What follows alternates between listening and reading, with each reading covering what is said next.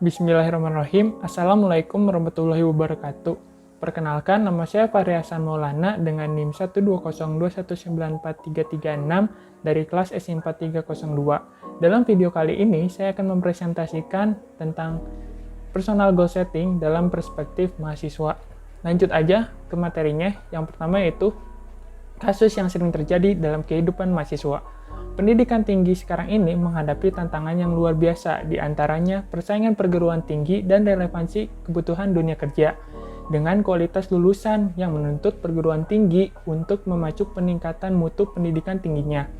Namun, kenyataannya kondisi mahasiswa menunjukkan arah yang berseberangan. Bukannya berpikir jauh ke depan pada dunia kerja dengan mempersiapkan diri sebagai pribadi yang inovatif dan problem solver, mahasiswa yang duduk di bangku perkuliahan masih menunjukkan perilaku yang kurang produktif. Perilaku tersebut diantaranya adalah mahasiswa sering tidak aktif di kelas, kurang inisiatif, enggan mengemukakan pendapat, enggan bertanya, mengalami kejenuhan, dan tergantung pada dosen atau teman. Dari data hasil kuesioner yang saya kumpulkan mengenai mahasiswa mengetahui goal setting, sebanyak 74,1% mahasiswa menyatakan bahwa mereka sudah mengetahui goal setting itu sendiri. Namun, sebanyak 25,9% mahasiswa menyatakan bahwa mereka belum mengetahui goal setting itu. Dari data tersebut, hal ini menunjukkan bahwa mahasiswa saat ini sudah mengetahui goal setting itu sendiri. Lalu, apa sih goal setting itu? Nah, goal setting itu adalah proses penetapan tujuan untuk mencapai tujuan atau goals yang kita inginkan. Jadi, atau dengan kata lain, goal setting adalah sebuah proses yang bertujuan untuk mengidentifikasi prioritas pekerjaan atau kehidupan, lalu mengembangkan strategi untuk mencapai tujuan pribadi dan profesional. Prinsip dalam goal setting. Pada tahun 1990, Locke dan Latham mempublikasikan hasil kerjanya dan merumuskan 5 prinsip sukses goal setting. Berdasarkan riset mereka, ternyata sebuah goal akan memotivasi dan meningkatkan kinerja jika memenuhi unsur sebagai berikut. 1. Clarity atau kejelasan. Pastikan goal tersebut spesifik dan terukur. 2. Challenge atau tantangan. Pastikan goal tersebut relevan, dianggap penting, dan menantang. 3. Komitmen. Pastikan goal tersebut dapat dipahami dan disepakati bersama. 4. Feedback atau umpan balik.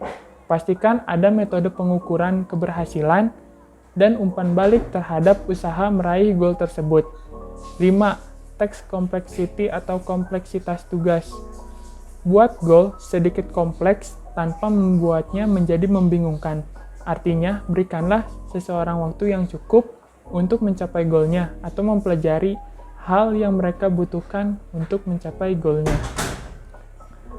Nah, dari data hasil kuesioner yang saya kumpulkan mengenai pentingnya goal setting bagi mahasiswa, sebanyak 63% mahasiswa menyatakan bahwa goal setting itu penting, dan sebanyak 33,3% menyatakan bahwa goal setting itu biasa saja. Lalu, sebanyak 3,7% mahasiswa menyatakan bahwa goal setting itu tidak begitu penting. Dari data tersebut, dapat saya simpulkan bahwa mayoritas mahasiswa saat ini menyatakan bahwa goal setting itu penting. Penting nggak sih sebenarnya goal setting itu? Nah, motivasi yang rendah membuat seseorang merasa tidak bermakna atas apa yang ia lakukan.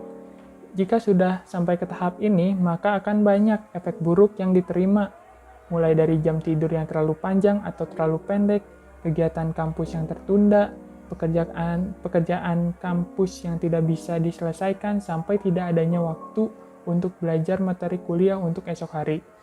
Dengan kondisi seperti ini, justru akan sulit untuk mencapai target yang telah ditetapkan, seperti waktu selesai perkuliahan, harapan indeks prestasi semester atau IPS, dan indeks prestasi kumulatif atau IPK, sampai skill-skill tertentu yang perlu dibentuk untuk mempermudah proses pencapaian tujuan jangka panjang.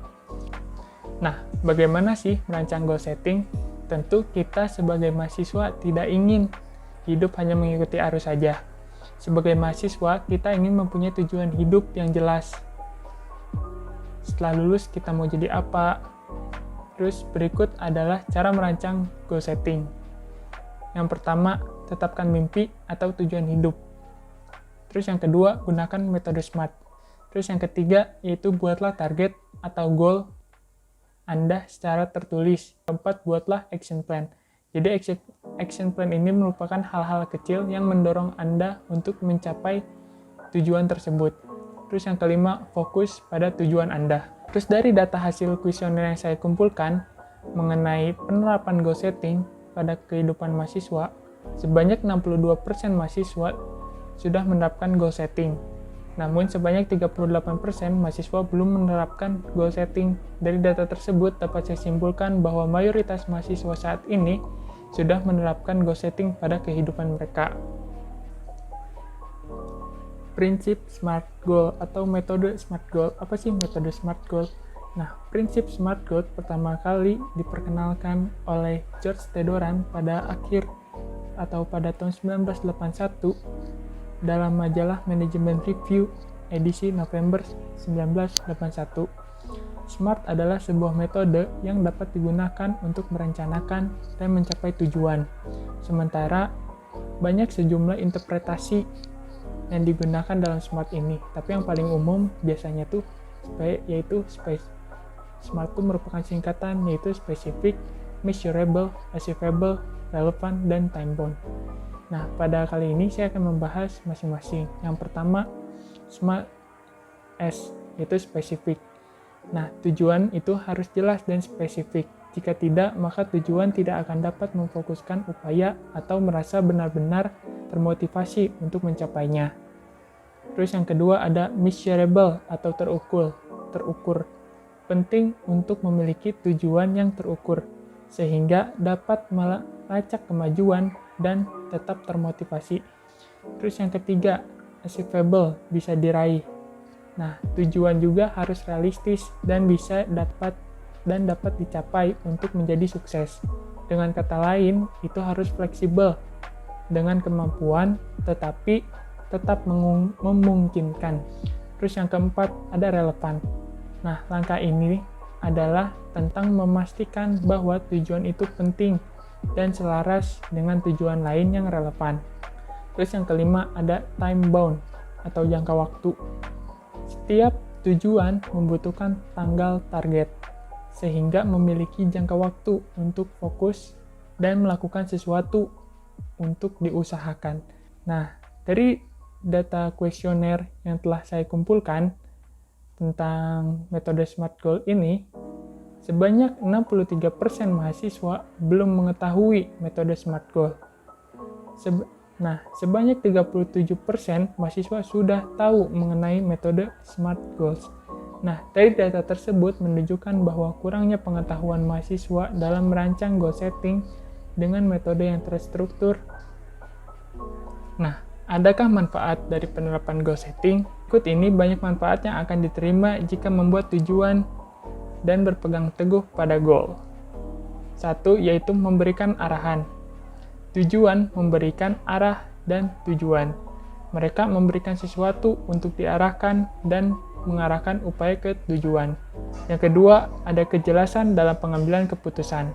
Penetapan tujuan membantu untuk fokus pada apa yang penting, apa yang ingin dicapai, dan ingin berada di mana. 3. Ada memberi kendali atas masa depan.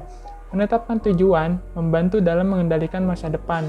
Tanpa tujuan, cenderung melayang tanpa tujuan.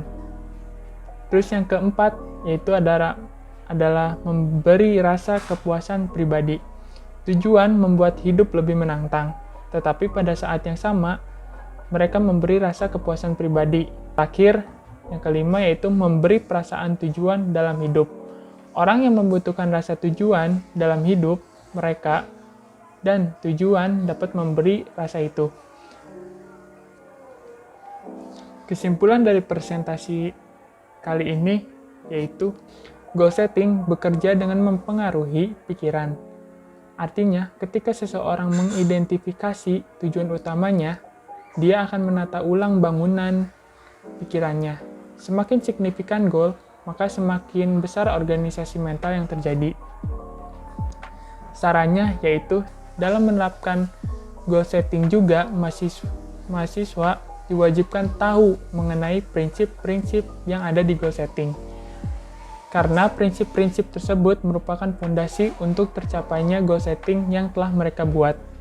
Bila mereka tidak tahu mengenai prinsip-prinsip tersebut, dikhawatirkan mereka tidak bisa fokus pada goal setting mereka sendiri. Sekian dari presentasi saya. Mohon maaf apabila ada kesalahan dan kekurangan. Wassalamualaikum warahmatullahi wabarakatuh.